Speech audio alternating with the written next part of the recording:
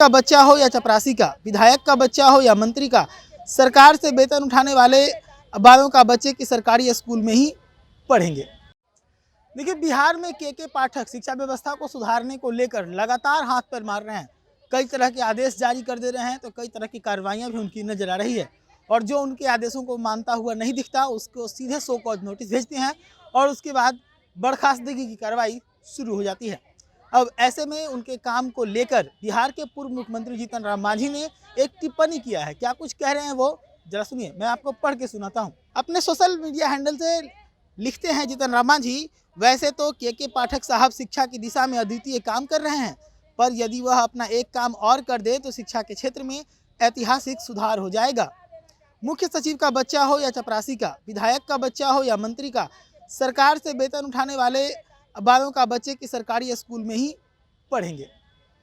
देखिए, ये एक सजेशन जो है वो कई बार उठता रहता है। कई बार इसको लेकर कहा गया है कि बिहार की शिक्षा व्यवस्था को अगर सुधारना है तो एक ऐसा नियम लगा दिया जाए कि जो सरकार से जुड़े हुए लोग हो, चाहे वो सरकारी नौकरी से जुड़े हुए हों या फिर मंत्री मंत्रालय से जुड़े हुए लोग हों, उन सभी के बच्चों का जो पढ़ना लिखना है वो सरकारी स्कूल के अंदर हो जाए। उन सभी के घर वालों का, उनका इलाज की जो बात है वो अगर करवाना हो तो सरकारी अस्पतालों में ही करवाया जाए, क्षेत्रीय अस्पतालों में करवाया जाए। अगर ऐसा कर दिया जाता है तो ऐसे में बिहार का जो शिक्षा व्यवस्था है और जो स्वास्थ्य व्यवस्था है दोनों दुरुस्त हो जाएगा।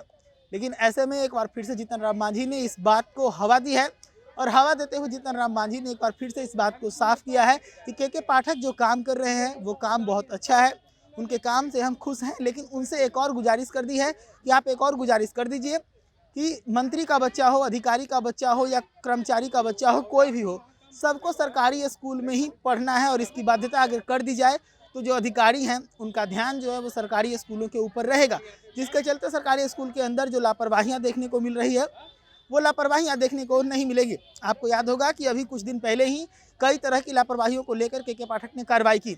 जहाँ एक स्कूल में शिक्षक आग तापते नजर आ रहे थे तो वहीं दूसरे स्कूल में जो शिक्षक थे वो सोते हुए नजर आ रहे थे, तो कोई शिक्षक नदारद थे ड्यूटी से। तो इन सभी के ऊपर लगातार के पाठक एक एक करके कार्रवाई कर रहे हैं। और ऐसे में जो भी शिक्षक गलती करते नजर आते हैं या फिर उनका वीडियो वायरल हो जाता है, उनकी तो शामत आनी तय है, क्योंकि के पाठक सीधा सवाल दाग देते हैं।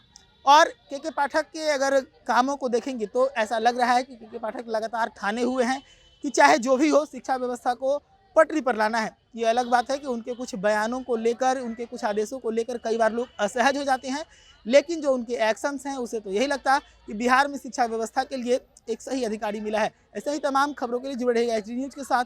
धन्यवाद।